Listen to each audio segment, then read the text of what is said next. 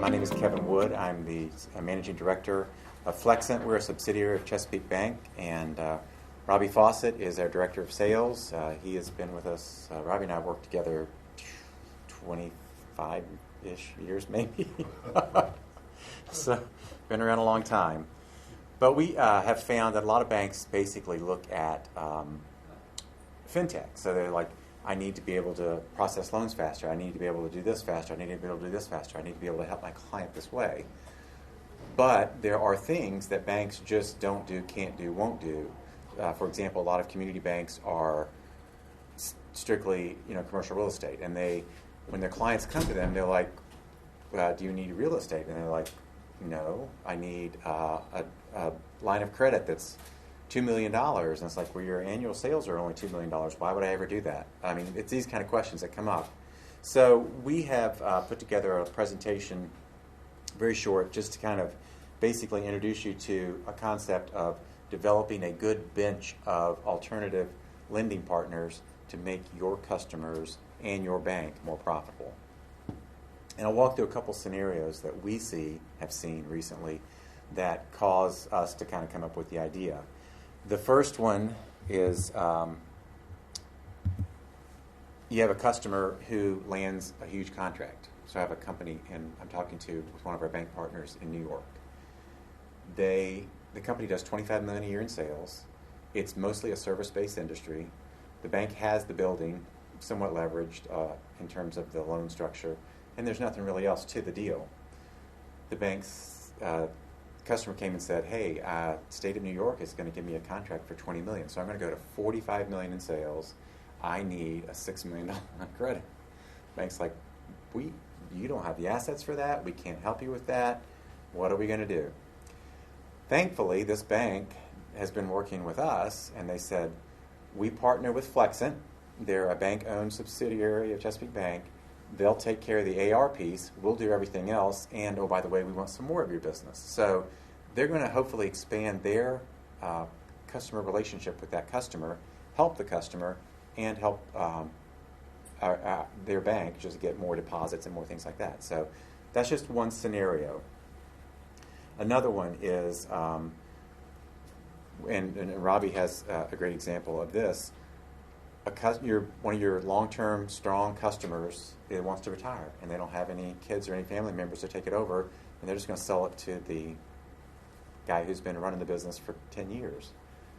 He has no assets. What are you going to do, personally? These are opportunities where you might lose the business, or you can partner with a creative alternative lender, partner up and keep the business and keep going. We have run into situations with startups. You got 2 or 3 25-year-olds who are super smart. They create this business. They're going to start basically start it up. They get a couple of contracts in place. These contracts are with companies like Walmart or DuPont or Honeywell. They're not going to get paid for 3, 4, 5 months because that's just the terms they get. And they come to the bank and say, "Hey, we would like to borrow $1 million." And you're like, "You're all 25-year-olds. You have zero assets, and you're out of rented space. Can't help you." Why send a company like that away if you don't have to? If you can keep the relationship, partner with someone creative on the alternative side, grow them into your bank, that's a great fit. So basically, these situations come up every day. And a lot of times, the responses to these are, well, can we get a co-signer, or can we leverage every asset you own and to give you a small facility that's not really going to help you, but it'll make us feel better about ourselves? Or can you go online and we'll search together and find some solution that might be a great fit for you? Or some guy with a factoring company stopped by my office a year ago and left a card. Why don't you give him a call? I can go through the list: a leasing guy, a purchase order finance guy, an inventory guy. But you don't know them. You just met them once, and you don't have a relationship with them. You can't be sure if they're still in business or not, because right now in the alternative finance world, COVID crushed a lot of folks in the alternative financing industry. So if you look at the M&A activity in alternative financing, they are selling at the most rapid rate we've seen in a long time. It's pretty transactional industry anyways, but it's sped up dramatically. We've been just sitting in our spot since 1995. We're not going anywhere. We're not doing anything. We do what we do. We do it well, but we don't do what we don't do. But we know a lot of folks. So the part of this is, even if you partner with someone who only does one or two things, can they be an asset for you to get you to other reputable partners? So the solution that we'd like to propose is that you develop partnerships with these alternative lenders that don't fit what you may offer with your bank, but you can have a complete suite of solutions, a whole a quiver full of arrows to allow you to, you're a startup, I can get you up and running and I'll take the deposits. And then once you get enough collateral, you pay off that person, you become a full loan partner for us. And then you just grow them all the way through to retirement, and you put them in your wealth management group, and you've got a full life cycle suite of products. But your board is never going to allow you to do AR financing, or your board is never going to allow you to do whatever. You just got to plug the holes, and it's better to plug the holes with trusted, vetted partners rather than just good luck. A couple of the product sets that are out there, and we don't offer these, but these are just things that we see bankers run into that they could benefit from. Accounts receivable financing. If someone is in a high growth mode or getting paid by really slow paying customers, they don't fit traditional bank models. They don't fit AR, lines of credit. So you've got to have some other tool that might be able to help you. ABL. Lots of banks do ABL, and what they do is they have this spreadsheet in their top drawer and they kind of wing it. Or, on the bigger deals, the big banks do them, but there's very few small ticket ABL lenders out there. You would like to have a nice, real ABL partner. Purchase order financing. What you're finding now is, back 2 years ago, your companies used to be able to buy half a container of product from China and they could sell it. Well, now they're having to buy a full container, and their inventory costs are exploding, and you can't lend on something that's on a boat for 2 months or sitting in a port somewhere for a long time, so they get it inside. Supply chain finance. One of your big customers wants to offer financing to their customers. No bank board is going to allow you guys to do that, but it's nice to have a partner in place who can do it. Inventory lending. As we just talked about, the just-in-time model is kind of going away because of a variety of reasons. To have a vetted inventory lender, and you know what they do, because inventory lenders are expensive and they're not always the best to work with. But if you've got one or two in your pocket who've been around a long time, they know what they're doing, they do it fairly, those are partnerships you would like to have. Leasing, you probably have a leasing partner, or you may have a leasing division in your bank already. But those are things that can be used creatively as an alternative tool for folks. Credit card processing. And I can go down the list. There's tons of alternative options, alternative things that your suite of products that you do a great job with, and your client base you do really well with, but there's just these things. And rather than just wing it when your customer comes to you, if you have vetted out 5 or 6 partners in those different areas, 1 or 2 in each, then I think you're going to be more effective in terms of helping your customers be more profitable, helping your bank be more profitable, and just kind of being a resource. Because I find most bankers, and I worked for a bank for 20 plus years, we'd like to help people first.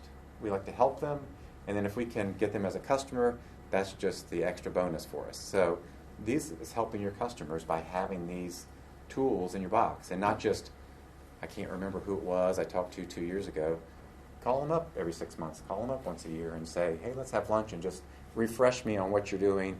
I don't want to hear a sales pitch, I just want to hear what you're doing new. And if you've got good relationships and good partners, that's what you'll get. But you have to vet these folks, because what happens is some of these alternative lenders, their funding sources dry up and they go out of business really quickly, or they sell. really quickly, or they change their rules because they took a loss and their bank won't allow them to do this, that, and the other anymore, their funding source. So if you're like our bank, vendor management really gets cranky if you start partnering with people that don't qualify. So you want to do a little homework on the front end. You don't want to spend hours of your time, but ask those questions. Are you vetted? Are you able to fit my vendor management criteria? Are you able to, is your funding source solid? Are you going to be out of business a year from now if something bad happens? Those are questions that you want to ask, and I think they're very valuable in allowing you to have your little portfolio, for lack of a better word, of lenders. And all the lenders in the bank should be sharing this information. So, Joe over here has a really good inventory guy, and Fred down there has a really good whatever, alternative lending person. So those are kind of some of the things that we think benefit banks, benefit customers in the go forward. And what happens from that? Well, first of all, you get a happy, satisfied customer. So they're like, you really helped me. I have clients, we helped with receivables financing 20 years ago. And they are so thankful to us. They stay with us way past what they probably need to. And we just try and skinny the pricing down to make it as fair as possible, because receivables financing, what we do, is kind of expensive, but if you can cost justify it, it works. And then if they've been with me 20, 25 years, which I have a few, and they're super profitable, but they just like it, and they build our pricing into their pricing to their customers, we just skinny it down, and it's a great relationship. So you'll have these long-term customer relationships that you guys like, that every bank likes, and you've helped them through the whole life cycle of the business. Also, you're offloading some risk in areas that you actually aren't very good at. That ABL thing is a lot of bankers I know, they have this Excel spreadsheet and they kind of wing it and look at the financials and put it away for another quarter or another year and just hope for the best, and they hope it doesn't get picked in the next Federal Reserve exam or the state exam, because it doesn't really fit the criteria of an ABL deal, but they're doing it. Take some of that risk away. If you have a good partner, you can, one, hit the vendor management goals. If it's a bank-owned partner, you can participate back into the deal, use their expertise, but you'll take part of the loan, which is, we offer that to our bank partners. Or you can just get fee income, non-interest fee income, just by referring the deal. Most alternative lenders have ongoing fee income opportunities. So all those things kind of come together to allow you to get a company, so you cast a wider net for your prospects, you have a wider range of solutions for your customers, and you actually increase your safety and soundness because you're offloading the stuff you're not great at, doing the stuff you're really good at, and then pulling the whole relationship in when it's super strong. So what I'm going to do is let Robbie kind of give you a real-life example of one of our relationships with one of our bank partners that worked out really well. A few years ago, we had a bank partner present us with an opportunity to help them with a C&I company that they've been working with. And we have a company that was brought to us by one of our client banks with a request of about a $5.1 million package to be able to fund the organization, in addition to a $1.8 million working capital facility. And so what we're able to do there in researching and reviewing the customer, we learned that the company was founded back in the 1930s. In the 1980s, a CPA came in and bought the company and so forth, due to some mismanagement and so forth that was involved with the organization. In addition to that, he had a 20-plus year employee that knew the business, and the CPA ended up promoting him to general manager. So over a period of years, the general manager, a lot of his management style contributed to the overall success of the business. So we fast forward that, until 25, 30 years or so forth, the CPA decides to retire. So with our client bank looking at this, we're scratching our heads. Do we underwrite this balance sheet as a new company, or as a employee buyout company, or what's the post-closing balance sheet going to look like in that situation? this particular company, although it's been in business for quite some time, had a lot of good trading assets that was very good quality and so forth for us to be able to find when it comes to the receivables and the inventories and so forth. So we were very comfortable with that. And also in looking to retire the CPA, part of the loan proceeds that we did was also helping with the buyout and so forth as well. So the bank recognized that the total package was going to really come close to their risk tolerance, and they just didn't want to take the big bite of financing the 5.1 in addition to the 1.8 working capital facility. So they got us involved, and we were able to put together a product for them, and our client bank maintained the relationship. They maintained all the deposits and so forth in the relationship.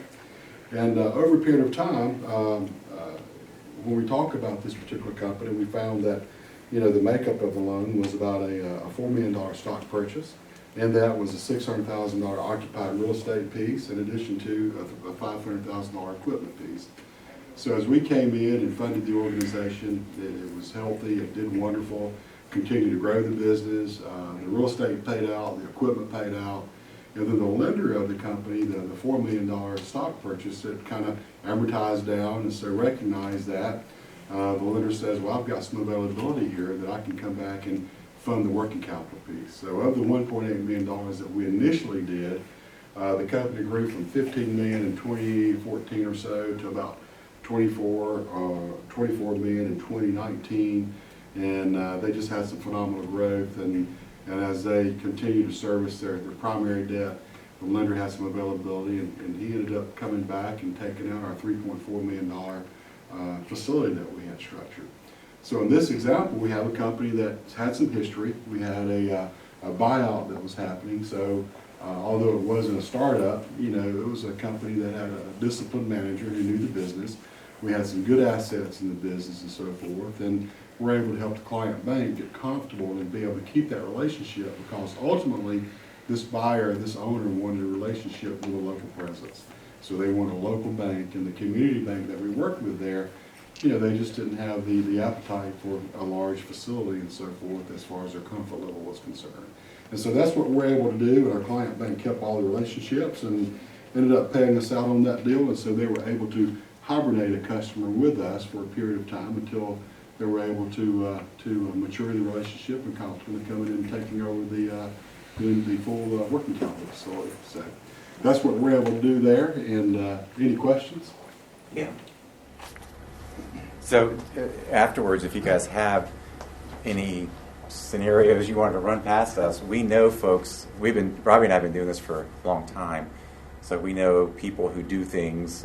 Any creative financing you might want to run past us, we probably know somebody who might do it. What we do at Flexent is we work with accounts receivable financing. It's factoring, but it's not the F word factoring. It's more the it's more the nice factoring, and we do small ticket ABL, typically $500,000 up to about $5 million, and it's a true ABL with just inventory and AR.